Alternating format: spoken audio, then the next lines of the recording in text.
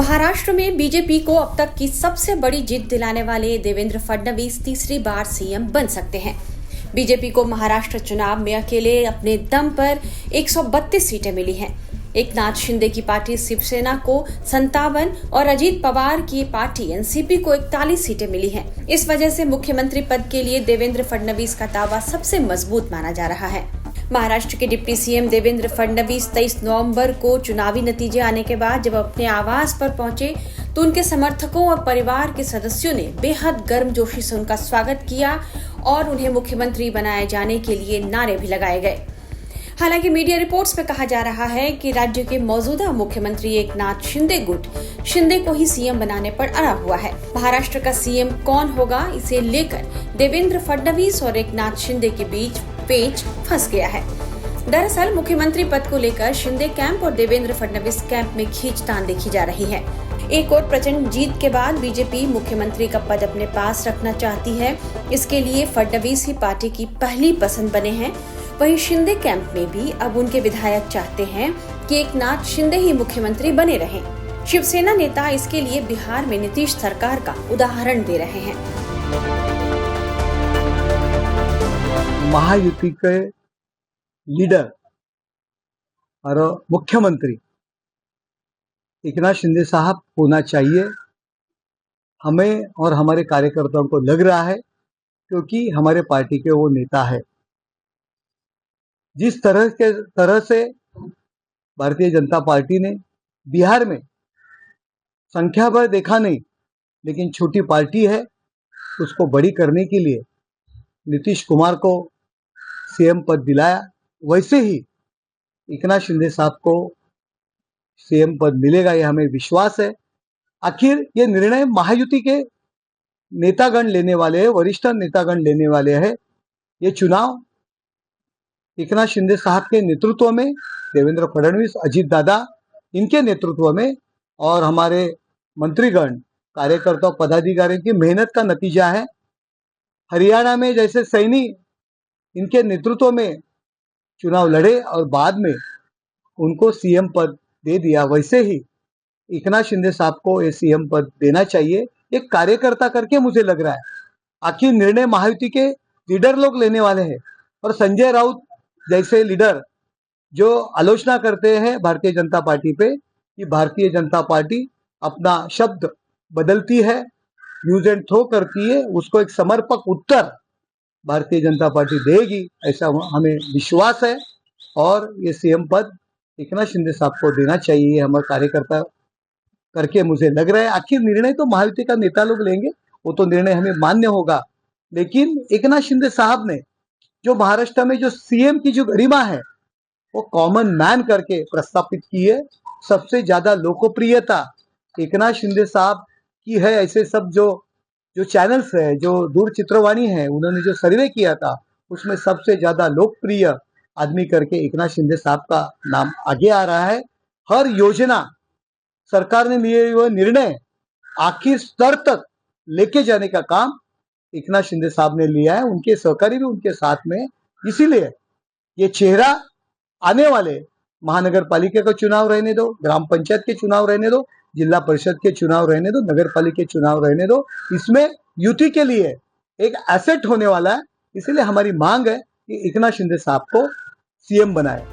Shinde camp का यह भी कहना है कि चूंकि लाडकी बहन योजना, जिसकी बदौलत महायुति को महाराष्ट्र में बम्पर जीत मिली है, उसकी शुरुआत सीएम एकनाथ शिंदे ने ही की थी, इसलिए सीएम पद पर उनका ही हक बनता है। वहीं शिंदे कैंप का यह भी कहना है कि आने वाले बीएमसी चुनाव और दूसरे म्युनिसिपल चुनावों में भी एकनाथ शिंदे को सीएम बनाने का फायदा हो सकता है, इसलिए उन्हें ही सीएम बनाया जाना चाहिए। लेकिन बीजेपी इस बार सीएम पद शिंदे को देने के पक्ष में नहीं बताई जा रही, क्योंकि वह राज्य की सबसे बड़ी पार्टी बनकर उभरी है। इस बारे में बीजेपी प्रवक्ता का क्या कहना है, ये सुनिए। हर पार्टी का कार्यकर्ता चाहेगा कि उसके पार्टी का नेता मुख्यमंत्री बने। अब मैं भारतीय जनता पार्टी का कर्मठ कार्यकर्ता हूं, मुझसे पूछा जाए तो पूर्व अनुभव के हिसाब से महाराष्ट्र की जनता भी मांग करेगी कि पुनः एक बार देवेंद्र जी सीएम बने। अच्छा, हमारी सबसे अधिक सीटें हैं, तो इस तर्क को आप गलत कैसे ठहरा सकते हो?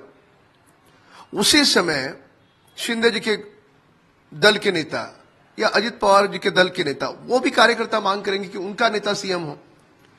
मैं उसको गलत नहीं मानता। हर दल के कार्यकर्ताओं को अपना नेता मुख्यमंत्री बने, इस प्रकार की महत्वाकांक्षा हो, इसमें कुछ भी गैर नहीं है। और हम तीनों दलों में संवाद है, कोई विवाद नहीं है।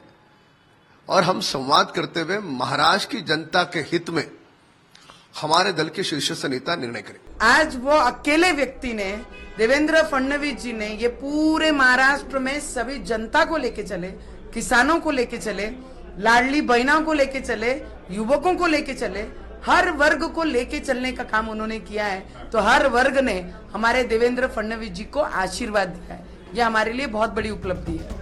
फडणवीस और शिंदे के बीच सीएम पद को लेकर फंसे पेच के बीच कुछ मीडिया रिपोर्ट्स में यह कहा जा रहा है कि आरएसएस और बीजेपी के दखल के बाद राज्य में सरकार चलाने का फॉर्मूला तय हो गया है, जिसके मुताबिक पहले 2.5 साल फडणवीस और अगले 2.5 साल शिवसेना चीफ एकनाथ शिंदे सीएम रह सकते हैं।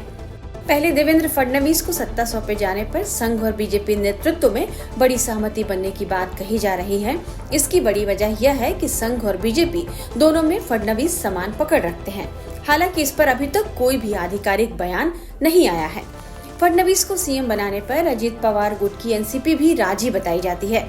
24 नवंबर को ही मीटिंग में अजित पवार और उनके सभी विधायकों ने देवेंद्र फडणवीस को सीएम बनाने का समर्थन किया है, ऐसा मीडिया रिपोर्ट्स में बताया जा रहा है। रिपोर्ट्स में यह भी कहा जा रहा है कि अजित पवार गुट शिंदे के पक्ष में नहीं है, इसलिए फडणवीस की राह आसान हो गई है। खुद अजित पवार के बारे में भी यह बताया जाता है कि वे भी यही चाहते हैं कि देवेंद्र फडणवीस ही इस बार सीएम बने। समझा जा रहा है कि अजित पवार का साथ मिलने से फडणवीस का पलड़ा मजबूत हो गया है। वहीं चुनाव नतीजे वाले दिन जब फडणवीस से सीएम बनने को लेकर सवाल पूछा गया तो उन्होंने ना कोई इनकार किया और ना ही इकरार, बस हंसकर सवाल को टाल गए। सीएम पद क्या बीजेपी के खाते? सीएम पद के ऊपर कोई भी विवाद यहाँ नहीं होने वाला, क्योंकि पहले दिन से ये तय है कि चुनाव जब संपन्न होगा तो चुनाव के बाद तीनों पार्टियां मिलकर इसको तय करेगी। हमारे नेता आदरणीय होम मिनिस्टर साहब ने प्रेस कॉन्फ्रेंस में ये बहुत स्पष्ट शब्दों में बताया है कि चुनाव के बाद तीनों पार्टियां बैठेगी और इसका निर्णय करेगी। अभी मैं ऐसा मानता हूं कि हमारे एकनाथ शिंदे जी उनके पार्टी के अध्यक्ष है, अजित पवार जी उनके पार्टी के अध्यक्ष है और साथ में हमारे पार्टी के जो राष्ट्रीय अध्यक्ष है उनको हमारा पार्लियामेंट्री बोर्ड ऑथराइज करता है। तो ये लोग बैठकर एक उचित निर्णय करेंगे, हमारे वरिष्ठ नेताओं से बातचीत करेंगे, हमारे पार्लियामेंट्री बोर्ड से बातचीत करेंगे, जो निर्णय होगा वो सबको मान्य होगा, इसमें कोई विवाद नहीं।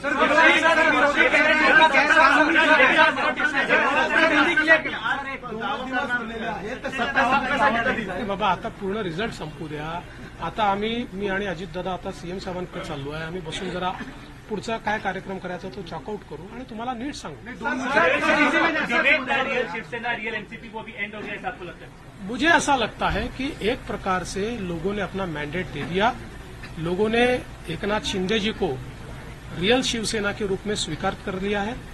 बाला साहेब ठाकरे की हिंदू हृदय सम्राट शिवसेना प्रमुख बाला साहेब ठाकरे की जो शिवसेना है उसकी लेजिटिमेसी ये एकनाथ शिंदे जी को मिली है और जो मूल एनसीपी है उसकी लेजिटिमेसी अजित पवार जी को मिली है। सर, क्या देवेंद्र फडणवीस के रूप में समंदर वापस आ गया है? जो लोग घर किनारे में बसाए थे बह जाएंगे? देखिए, पहली बात तो ये है कि संजय राउत इनके ऊपर मैं कभी प्रतिक्रिया देता नहीं हूं, लेकिन आज आवश्यकता इसलिए दे रहा हूं।